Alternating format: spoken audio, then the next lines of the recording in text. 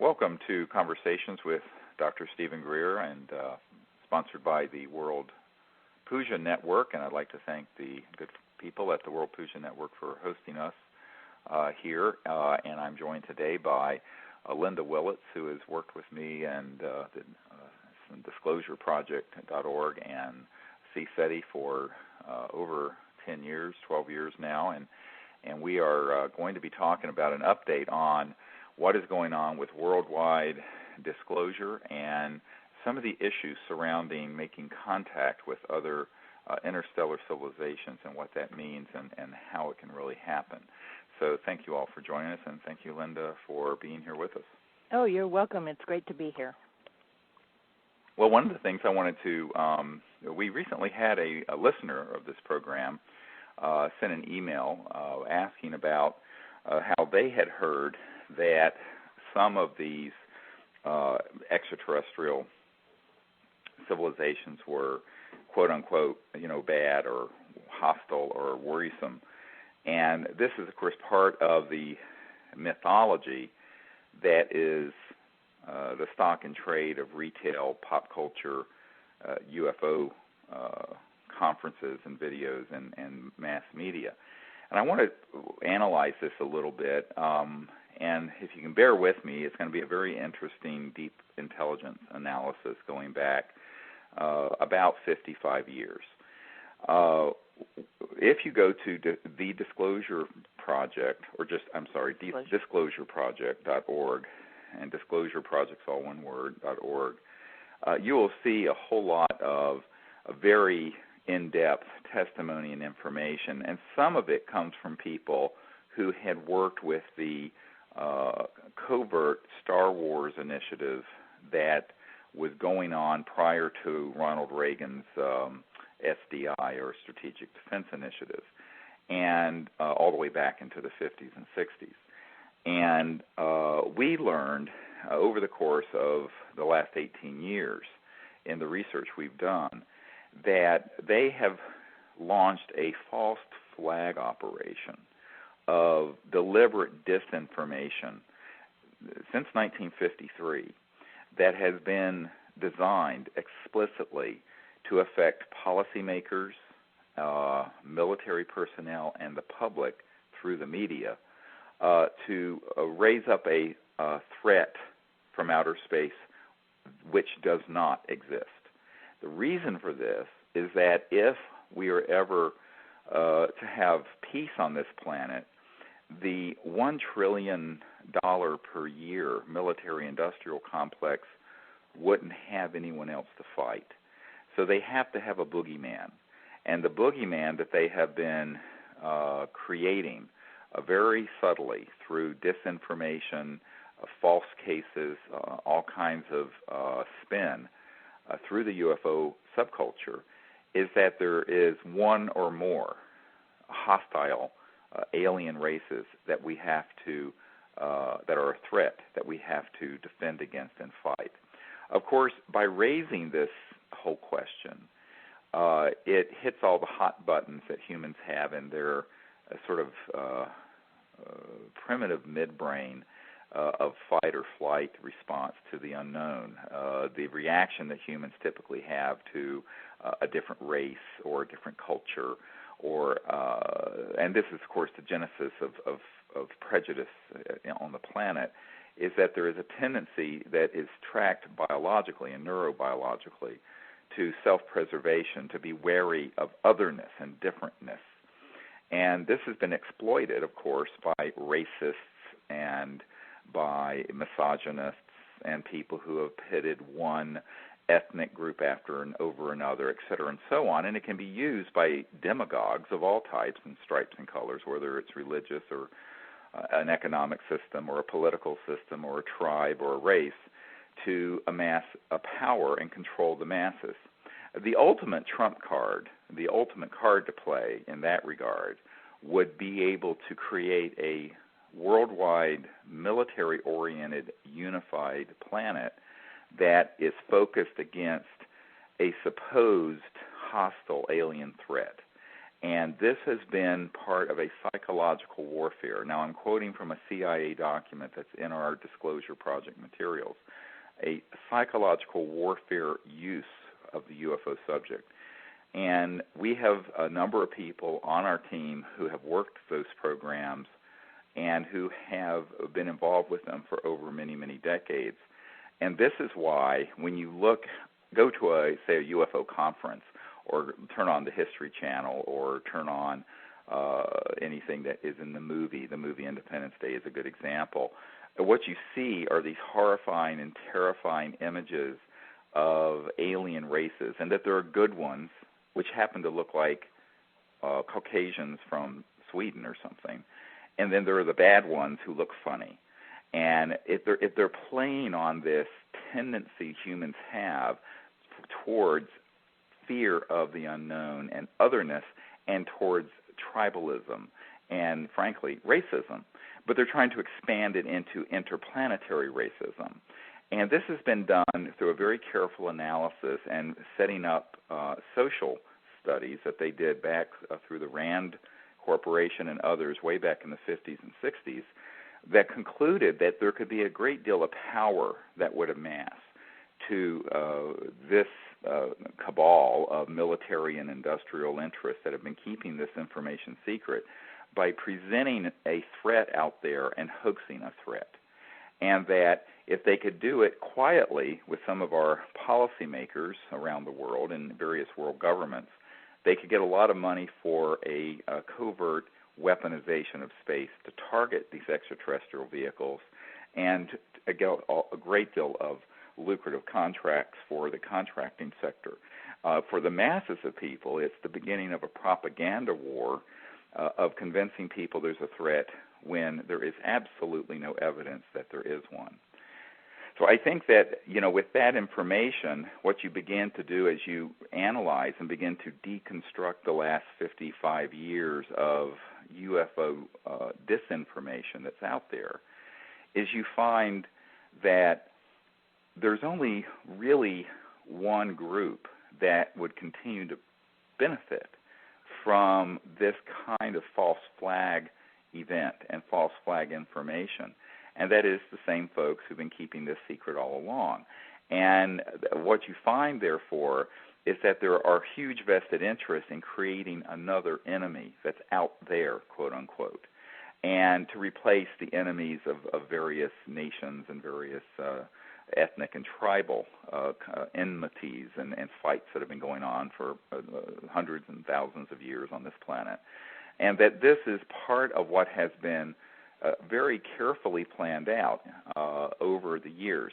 Now, I want to remind the listeners that back in 1997, when we were doing briefings for members of Congress and for the Pentagon and White House on this, we had one of our top secret witnesses had been in a project that was an interagency council and coordinating committee that were going to use man-made anti-gravity craft, what were called alien reproduction vehicles, or ARVs, and also biological forms, things that look like aliens but are actually man-made, what are called programmed life forms, to stage an attack on the planet that would fool everyone. I mean, anyone who isn't really deep clearance on this would be completely tricked by this false flag operation, and that they had been testing it on the public for a number of years through what the public have heard and what's been come to be known as the Abduction Syndrome, which most people think is actually extraterrestrials abducting humans. What it actually is, it's alien reproduction vehicles using these man-made looking, these creatures that look alien, but they're not, and using a lot of chemical warfare as well as electromagnetic systems to make people unconscious or put them in an altered state of awareness and abduct them and make it look like it was ETs that did it. Now, I have met with more than a dozen different people who have been on the inside of those programs, who don't know each other, who have corroborated what I'm just saying. But what is not being reported out to the public is that this is all a big hoax, that about 90% of everything that deals with kind of pop culture or retail UFO studies is a type of disinformation designed to sow the seeds of fear. Now, a lot of people find this more bizarre, and it is often true that the truth is stranger than fiction. And this is one case where that is very, very much the case, because you have extraordinary technologies and biological developments that have been put into play over the last 50 years to lay the foundation of propaganda, and also not just amongst the masses and through the mainstream media, which are often shills or pimping for this cabal, but also some of our leaders, like Ronald Reagan, was completely deceived on this issue, as was President Gorbachev. And so there have been large programs that have been going on now for decades that have supported a militaristic approach to the extraterrestrial issue, because not that there is a threat out there, but because it's incredibly lucrative if they can convince people there is one, just like it was very lucrative to convince people there were weapons of mass destruction in Iraq when it was well known that there were none, and that, but, you can, spend about $1 trillion on an unnecessary war if you can get enough people stampeding around like, frightened cattle, and stampede into something as foolish as the misadventure in Iraq. So I think that this is exactly what's being done, and the New Age community and the UFO subculture have been completely deceived on this, to the extent that the dominant paradigm out there is that there are good ETs and bad ETs, and the whole sort of false dialectic and this sort of cosmic duality, where it's, in my opinion, an anthropocentric projection of our own conflicts on Earth into space, because it fits with our own experience as humans, where we have tribalistically, attacked and murdered each other in endless wars and conflicts since the beginning of human history. So I think that this is something we have to be extremely careful of as we go into the future, and as we begin to entertain what kind of world are we going to have. Is it going to be this weird Orwellian and brave new world of manipulated information, where the psychology of fear becomes so virally contagious that people stampede into another something much worse than the Iraq War, but that would be interplanetary in nature? Or are we going to sit back, analyze the data carefully, and begin to ask the really hard questions, such as, who benefits from an us versus them, good alien, bad alien mythology? Who benefits from this kind of disinformation?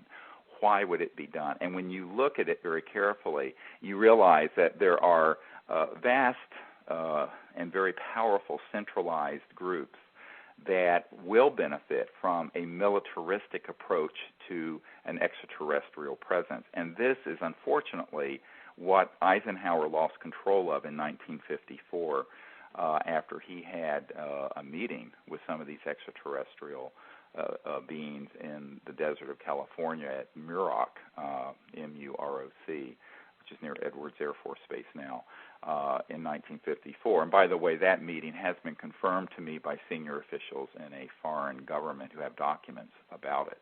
And I think that what you have to understand is that there's about 55 years of lost history here, where we have been, as it were, developmentally arrested or delayed as a culture because of the secrecy around this issue, not just technologically, but also the fact that the people who have wanted to keep this secret have put out all kinds of false myths and frightening scenarios to the public through the media, through the UFO subculture, through the New Age community, of good and bad aliens that and invariably, if you really look at them carefully, The good ones always are kind of blonde-haired and pretty and look very Nordic, and the bad ones are always odd-looking and don't quite look like us. And this is the worst kind of interplanetary racism. And it's really amazing to me that people who otherwise would be rather progressive and enlightened on the equality between men and women, or going beyond racism and having a society where we view everyone for the value of their character rather than the color of their skin, as Martin Luther King said, these same people will immediately latch onto this type of interstellar racism, which is very worrisome. And it shows the extent to which we really have to consciously overcome these sort of prejudices. Another really good, excellent resource on this subject is your book, Hidden Truth, Forbidden Knowledge, if people would like to read on it in more depth, because you really go into the one consciousness in the whole universe topic, and that, ETs, we and ETs are all one people. Well, I think this is going to have to be, in a sense, this is a tremendous spiritual challenge of how do we go from people who are still fighting each other over what tribe we are, what religion we are, to being able to live not only peacefully with each other, but peacefully with civilizations that are going to be very, very different from humans because they've evolved on different planets.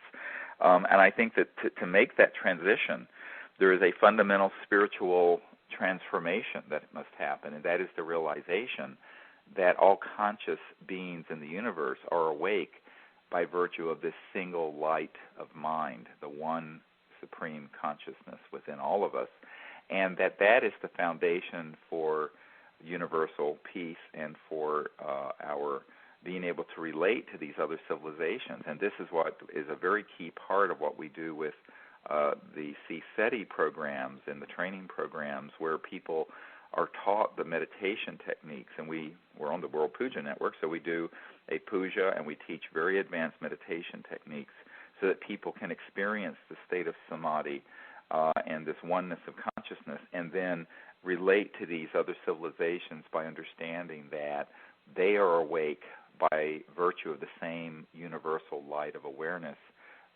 that allows all of us to be conscious. And this is really the key thing that we have to experience. And it's very important because it enables us to transcend all this negativity and propaganda that has been embedded and set off like a wildfire, like a virus, a very virulent viral program that goes through a computer network of fear and superstition on this issue. And I have to say, people will say, well, haven't there been victims of some of these abduction events? I say, there absolutely have been.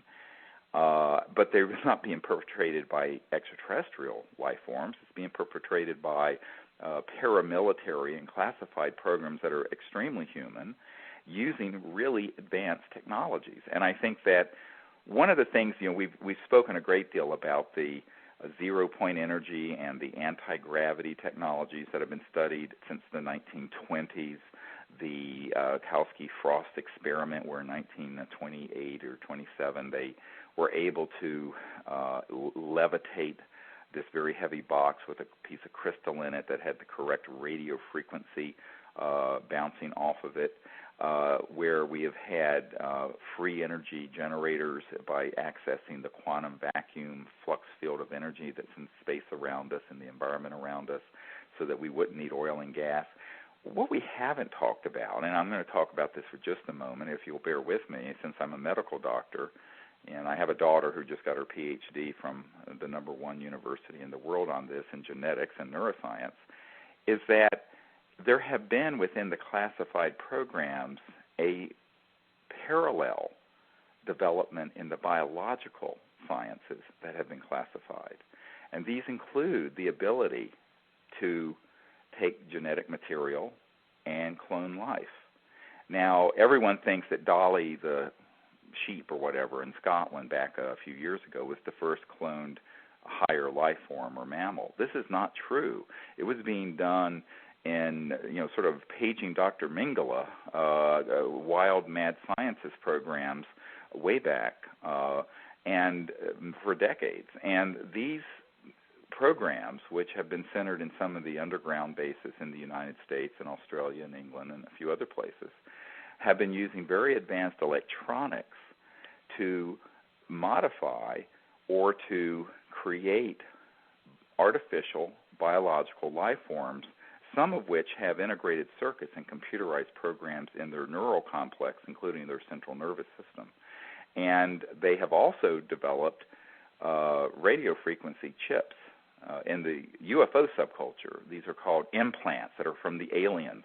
Well, they're not from the aliens, and they are implants, but I know where they're being manufactured, and they're very much being manufactured right here on Earth by a company that I'm quite aware of who they are. And so I think that the advances that have happened from the 40s until now that have been in the biological and in the electromagnetic realms, unless you have an ability to penetrate those programs, and the one fortunate thing about the Disclosure Project, and you can go to disclosureproject.org and see this, is that we have now over 500 top-secret military and corporate and intelligence witnesses who have been in these projects, who have given me documents and information and intelligence and corroborating data about this sort of thing. And I think that unless you study that, you really can't differentiate between, is something actually an extraterrestrial sighting or event, or is it man-made but looks a heck of a lot like an extraterrestrial event. I recently was with a major Hollywood filmmaker who had been approached by the CIA anyway, the CIA often approaches the big Hollywood guys as well as people in the media to do stories or to do certain movies that advance the agenda they want advanced. And he started looking into this subject. And what he found, he was actually out at one point in the mountains outside Salt Lake City, south of Salt Lake City, not far from Provo, Utah. And this was a few years ago. And he saw this, in broad daylight, this strange levitating bell-shaped or disc-shaped craft. But he said that it had rivets and seams and this and that, and it was very clunky. He knew immediately it was man-made, but it looked like an ET spacecraft. And if he hadn't seen it very up close, he would have thought it was, I saw a UFO. And he started sharing this with me. Now, this same film director had seen some years ago an actual extraterrestrial vehicle, which was very luminous, seamless, had an amazing energy and a very spiritual consciousness about it. And he could tell the difference immediately between this ARV, or Alien Reproduction Vehicle, that's made by a consortium of companies that include Lockheed Martin and Northrop and EG&G and Raytheon and E-Systems and Science Applications International Corporation, et cetera, and the real extraterrestrial vehicles. But to a casual observer who wouldn't know that there are actual man-made things that look like flying saucers, they would be completely deceived. And so he and I started discussing this, and I said, well, yes, I'm glad that you at least have this level of understanding. Now do you understand also that there are biologicals that look like little ETs, that look like little grays, these little scary things, that look like an extraterrestrial but are man-made? And he had no idea. And I said, oh, well, here's a good recent case. In the last year, I believe it was last summer, there was a man who was a very nice man that I got to know named Stan Romanek, who is in Colorado. And his father had been in a top-secret Air Force compartment that I'm pretty sure was dealing with this issue. And he began to have some experiences that were really pretty scary. And he actually had an abduction-type experience happen in his home, and he was able to film this creature that he calls the grandpa creature, but it looks like one of these big-eyed, what people would consider a gray or what have you. And he passed out in the middle of trying to film this and then awakened, and he had some kind of abduction thing happen that he recalled. Well, there were some people in the intelligence community who apparently had been friendly with his father or some kind of connection that were trying to warn him about all of this that was happening, that he was a guinea pig in a disinformation and propaganda program.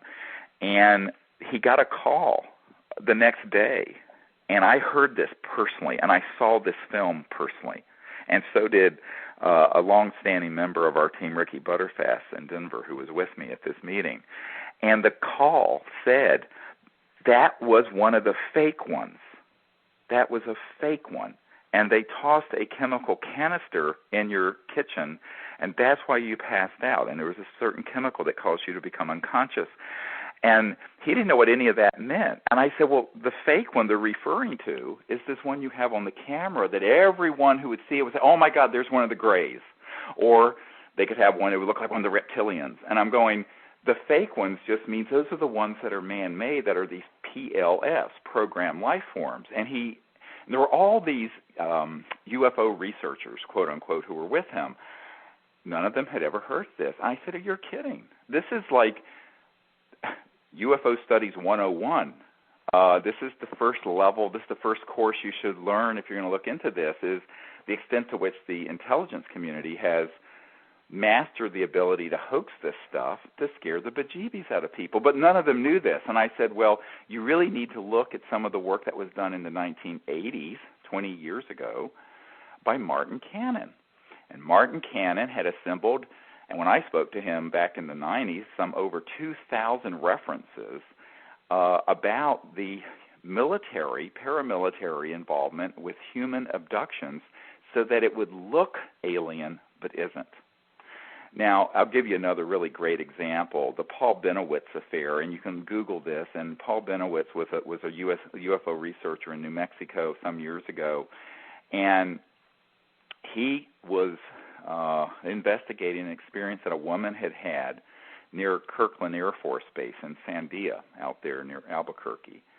And she had been driving wee hours of the morning and saw something she was not supposed to see, apparently an alien reproduction vehicle or a man-made UFO that was coming in to that area very late at night. And she was stopped on a road near the base. Something was sprayed in her face.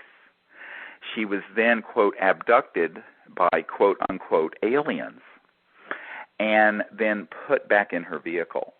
Now, Paul Benowitz, when he started looking into this,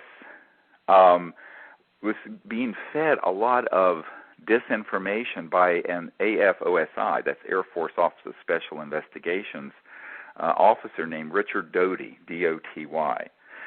And I have documents, by the way, about this case. Now, Paul Benowitz thought that she had actually had an extraterrestrial encounter. What they had done is fake an extraterrestrial encounter because they wanted her to have that as the cover story to tell this UFO researcher so that she wouldn't relate the fact that she had seen a secret human anti-gravity flying disc. And that's what a lot of this is that they will make up those kind of stories as a cover story to hide the really top-secret Air Force and top-secret craft that are being made very much by humans. And so I don't know if I'm confusing people now, but you have to go through a level of education on this, and if you don't, you're going to be a sitting duck for the kind of propaganda that they're going to pour out through the public and use that propaganda to scare the hell out of people. I'll give you one more example. And this is a case where something wonderful was portrayed as something terrible. Years ago, and this is in Linda's home state of Arizona, there was a man named Travis Walton. Now, I don't know how many of you have heard of his case, and I know the man, and I've read his memoirs, but he was a lumberjack, and he was with some buddies one night driving in a forest up in, I believe, northern Arizona, and he saw this light in the woods, and they got closer, and there was this craft hovering in the woods. And he ran under to it and got, and the people were saying, come back, and apparently when an ET craft is fully materialized, they put out gigawatts of electrical power because they're not using they're drawing energy from this zero-point energy field, and between the dampness of the forest and the electricity from this craft, he accidentally got hit by an electrostatic discharge. It looked like a bolt of lightning, knocked him back quite a few feet. I suspect, as a trauma doctor myself, that it probably caused his heart to go into fibrillation, which means that it made his heart stop. And that often happens with lightning strikes and electrocutions. Any of you who've ever taken care of someone medically who've had a sort of a high voltage discharge. So he was taken on board this craft and then went out into space where it docked with a larger sort of mothership. And he was cared for and medically stabilized. And he, at one point, when he awakened and saw these ETs taking care of him, jumped up off of a table and took some instruments and tried to attack the ETs. He admits this. He was so freaked out. And so they had to restrain him. But after he calmed down later, and this was a 5-day period that he was on this ship, by the way, they let him come up to the central part of the craft and actually let him sit in the pilot's or the commander's seat and kind of steer it and fly this craft out in space. And it was just a beautiful experience of compassion where they saved his life and brought him back on the ship. And then they returned him near the town where he grew up or where his home was about 5 days later. Well, they made a movie some years ago, and many of you may have seen it, called Fire in the Sky. And it portrays a death ray from the craft hitting him, and then he was abducted, and then he was tortured with drills going into his eyes and into his brains on this ship. Everything it portrayed in that movie was false. Everything. And Hollywood took this guy's beautiful story of having been saved and resuscitated by the extraterrestrials and even being allowed to steer and fly the ship a little bit, and then being cared for and taken back after about 5 days, which is not atypical for watching someone after they've had an electrical shock like that. It was quite an accidental thing that happened, I'm convinced, from studying the case personally as a medical doctor and as a scientist. And yet what it was portrayed to the public through this horrible movie, Fire in the Sky, was that he was tortured and abducted by these horrible aliens. Nothing could be further from the truth. So what I tell people is that we have to be very careful, and I think rather skeptical of these terrifying images and stories that we hear, because you can have a wonderful story that's a real contact event like Travis Walton has, and have it spun by these spinmeisters and propaganda warfare experts into a horror story, or you can have a fake event like the Benowitz affair situation, where they use an abduction as a cover story because someone saw something they didn't want them to see. And so the big question becomes, what is really behind all of this? And it gets back to what we were talking about half an hour ago, and that is, who benefits from fear? Who benefits by creating an enemy when there is none? Now, I recently, this was in the last 2 weeks, I had a conversation with a lieutenant colonel who, a medical doctor friend of the project, connected me to him, had been working during the Carter and Reagan years on the Star Wars programs, the SDI programs. And he was at a meeting at the Pentagon where it was talking about one of the uses of the Star Wars programs was to have them in the event of a, quote, a alien threat and a threat from outer space. Exactly what Wernher von Braun warned us was going to be hoaxed back before he passed away, and he told this information to Dr. Carol Rosen.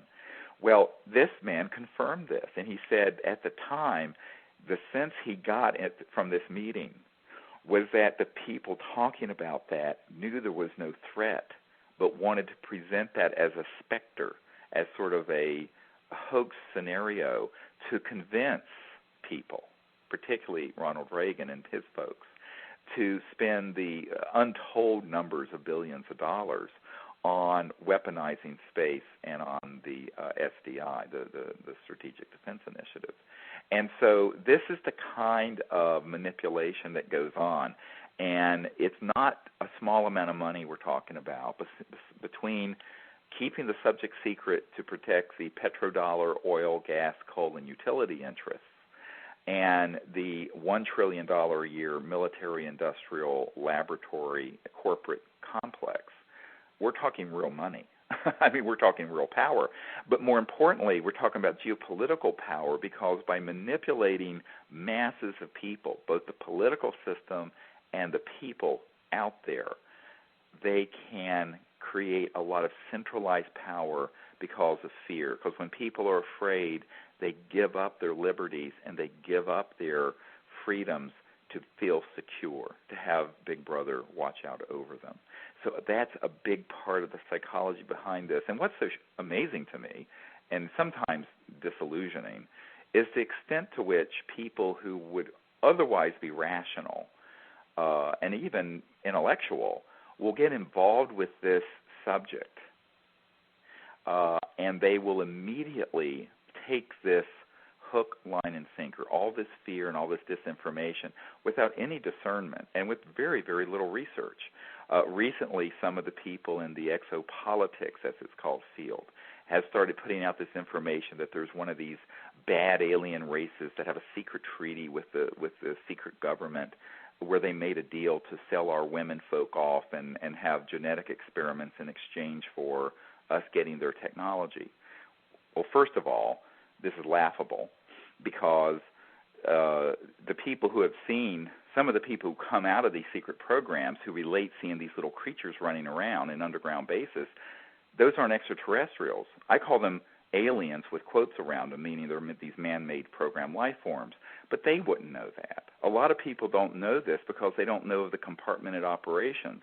You have to cross all these compartments. And I was recently meeting with a CIA person in the Washington area and a Defense Intelligence Agency investigator on this issue. And they're so compartmentalized, and they have their own little domains that they have to stay in because of their security oaths, that even they don't know this stuff. And the lucky thing is for me is that because I'm a country doctor in Virginia who has taken no oaths for security, I don't answer to any national security entity. I've been able to cross all these compartments and put this case together. And when they saw the briefing materials that I had put together on this, their mouths dropped open. And even to the extent that I have a National Reconnaissance Office document which names the project code names, code numbers, and specific locations of these operating areas, these military operating centers. By the way, that is on our 2-hour DVD of the top secret witness testimonies that you can get at disclosureproject.org. And on that is a 550-page briefing document that has the document, this government document I just referred to, embedded within it. Very few people read it, but I'm pointing this out to listeners of the World Puja Network because I know that they're a very well-educated and astute audience. So I think that people have to understand that we have to transcend. It's sort of like that In Vogue song I like so much, "Free Your Mind," you know, and you have to free your mind of all of this stuff, because we have found that when we take a really hard look and go to source material and source witnesses, we find that 90+% of all the experiences and information that have been put out there is some type of psychological warfare propaganda to support this false flag operation. And what you find that's very interesting is that what we've had happen with CSETI is that we go out. Now, for 18 years, we've been going out all over the world and training people to make contact with the actual extraterrestrials. And we've had all these beautiful experiences. Nothing has been scary. No one has been harmed. They have just been so unbelievably cosmic consciousness beautiful. And it's so different from what you hear and see if you go to a UFO conference or look at a cable TV show about aliens and UFOs. It's like 180 degrees opposite. And so it's this total disconnect. And I think it's time for us to speak very clearly of what's going on here. And I know that the truth is much stranger than the fiction, and people have their belief systems built up around this, because whether you're new age, old age, what have you, it's really easy to buy into the good alien, bad alien thing, because we are wired that way from our collective experience as humans. But you know what? That's the big challenge of the moment, is for us to transcend, as it were, the monkey mind, and transcend these fears and go into a higher state of consciousness where we can discern not only the deception, this cosmic deception that is being washed like a tidal wave all over the world, but also look and find within ourselves this state of one consciousness, the unbounded universal mind within us that is shining within all of these civilizations, and discern the truth for ourselves. And when we do, what we're going to find is that any civilization capable of interstellar travel, there's nothing on Earth they need. They don't need to be here to get our sperm and eggs. They don't need to be here to get gold mined, like Zecharia Sitchin suggested in the book, his book, I forget the name of it. There's been so many. Help me here, Linda. Anyway. I don't know. There's been too many of his books. So, there are all these mythologies that are very xenophobic and buy into a certain mindset that are things that we have to learn to transcend and discern the truth, and then with courage learn how to make contact ourselves. Because, here's the basic, you can sit around and sort of, excuse me for saying this, mentally masturbate all day about this stuff, reading other people's accounts. What I tell people, set all that aside. You can learn how to make contact with these visitors yourself. And when you do, if you have this discernment where you can discern the difference between an ARV and a PLF and a real ET craft and an ET being, and you're in this state of consciousness, it'll be so clear what the difference is. It's like night and day. There's no comparison. You're going to be able to see that these visitors who have been coming here for thousands of years, by the way, they have no malice towards Earth and her people. However, they're very concerned about the hostility humans have, and that as Neil Armstrong, who landed on the moon, my uncle designed the lunar module that took Neil Armstrong to the moon, and my uncle was the senior project engineer for that at Grumman. It was now Northrop Grumman, but that built the lunar module.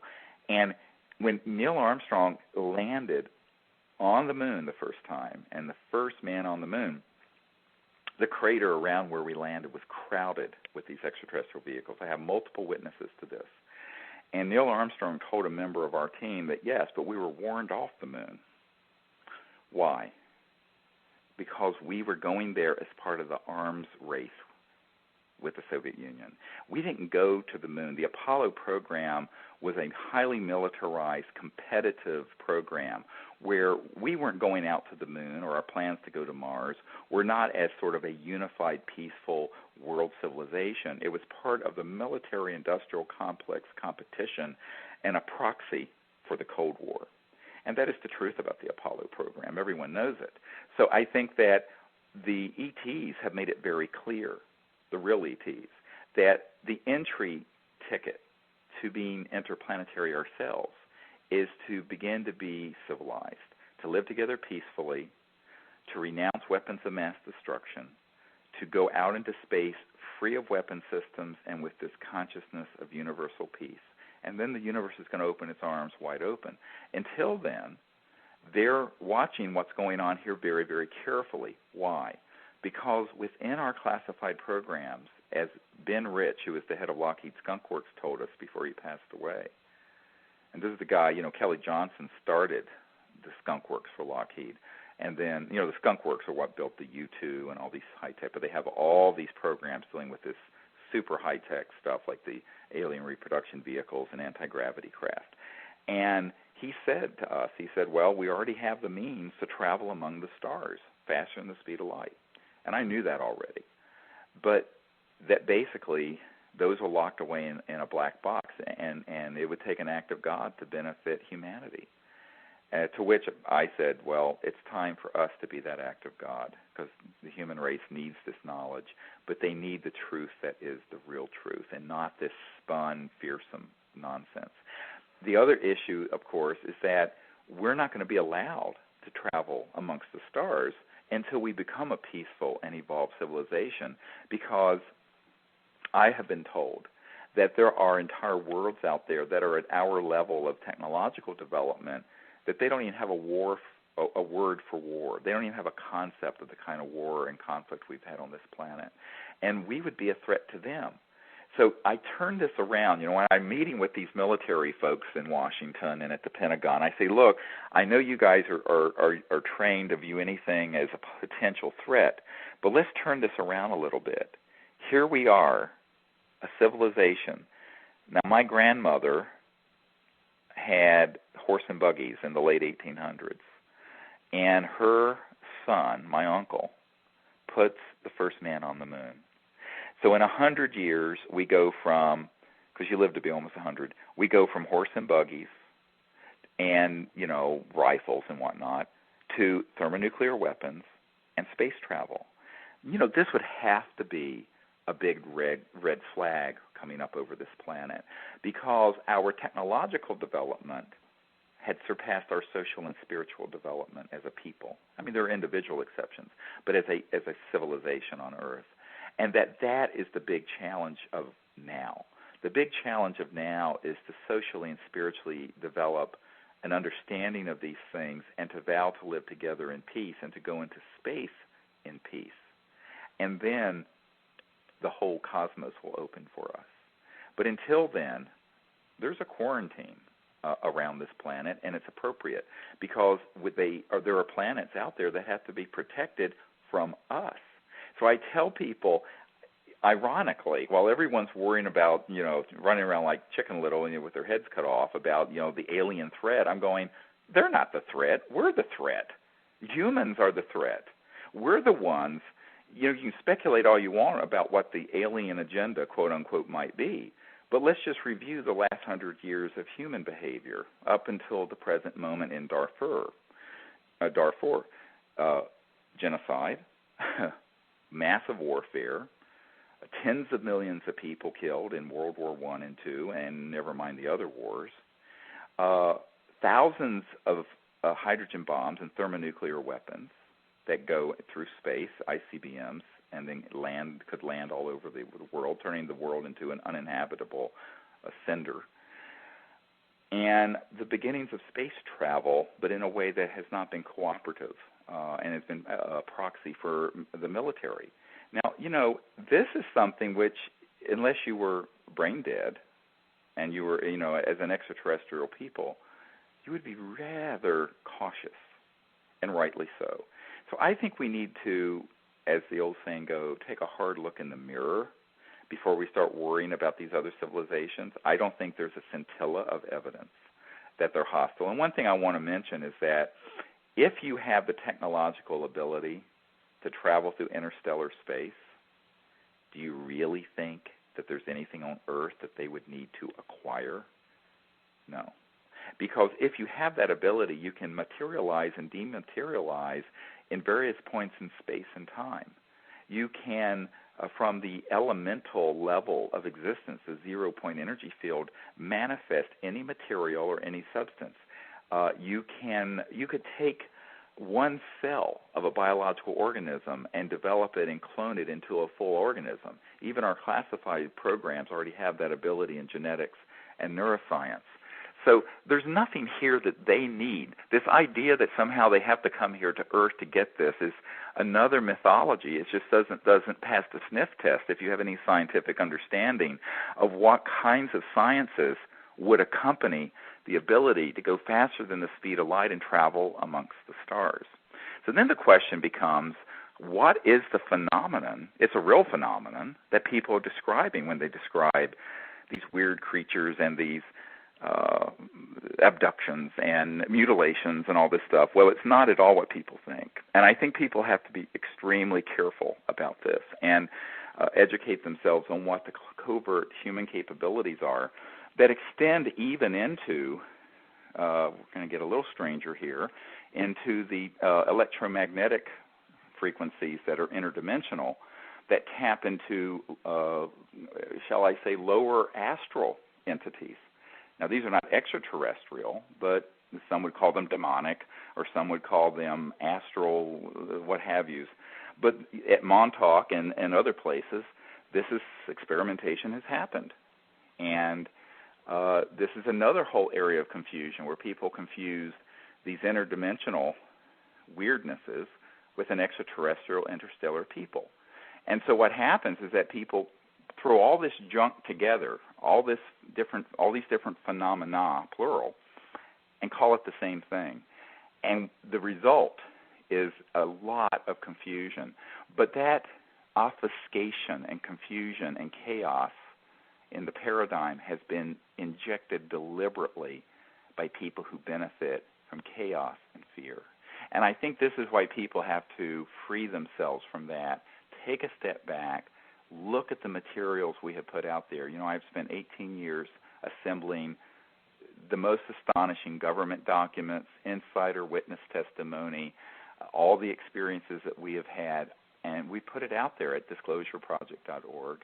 And people need to become educated on that so they don't get fooled again. Like the old song, we won't be fooled again. You know, we keep getting fooled. I mean, we were tricked into the weapons of mass destruction thing in Iraq. My concern is that people are so gullible and can so easily be frightened that we'll be tricked again into this interplanetary alien threat scenario, which is a complete hoax, an utter and complete hoax. And who benefits from that? The people who want to consolidate their own central power around a military global junta, or sort of ruling militaristic financial class that has everyone running around scared like we were after 9/11, and who can amass more and more centralized power. So I think people need to wake up to this, and it's time for childhood's end, and it's time for us to realize what the truth is.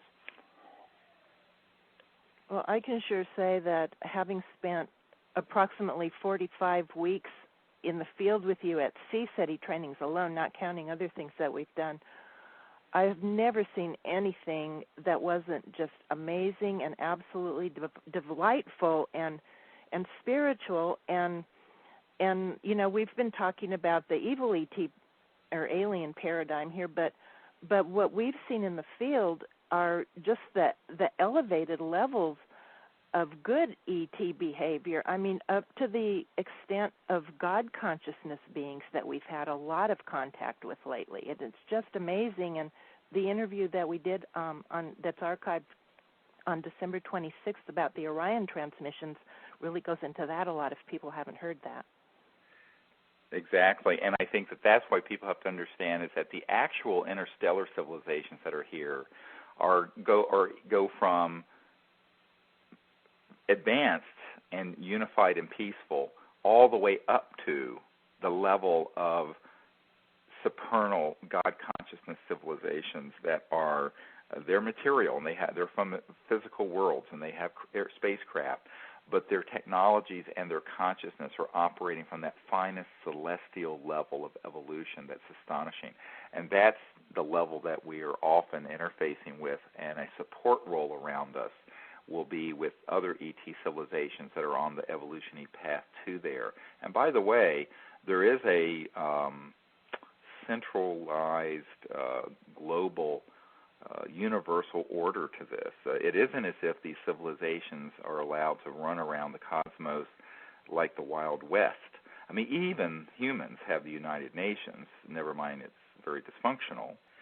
So I think in conclusion regarding what we want to share today is that people have an opportunity to choose how we respond to the cosmos and how we are in the cosmos. These visitors are here to help us and to understand us, and they're waiting. They're waiting for the human race to mature to a level of the first entry of what is considered mature world civilization, where we're living peacefully together. And we're there. We're getting very close. It doesn't seem that way sometimes, but I'm optimistic that that is exactly where we will end up. And these civilizations, which are highly organized and very conscious and rather enlightened, are standing ready to assist us as we make that transformation from the current period of division and confusion to a period of world peace and universal peace. And I think that in order for all of us to play a role in that, we have to be vigilant not to allow this viral contagion of disinformation and fear to grab a hold of us. Because one of the things we found is that when we go out into the stars together on these CSETI events, and by the way, we're going to have one coming up here at the end of April and early May on the Outer Banks of North Carolina. It's beautiful there. And then we're going to be again in Colorado in the San Luis Valley where so much mysterious contact has happened. And then we'll be around Labor Day at Mount Shasta. And then in November we're going to be out under the stars in Joshua Tree National Park where we've had the Orion transmissions occur over and over again. And these are things that are open to the public. All of you can come. You can find out about them at cseti.org. That's cseti.org. And the materials for the Disclosure Project are at disclosureproject.org.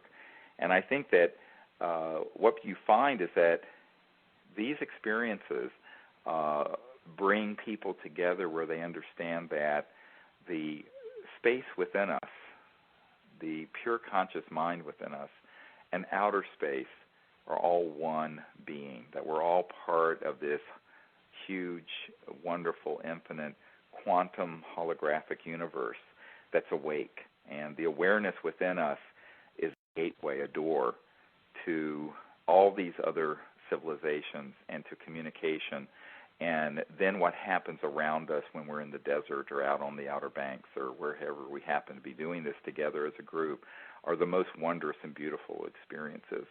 And we welcome people to learn to do that so that you can go back to wherever it is that you're living and form a contact team, because this is very much about citizens diplomacy until the United Nations and the governments of the world do something positive about this issue.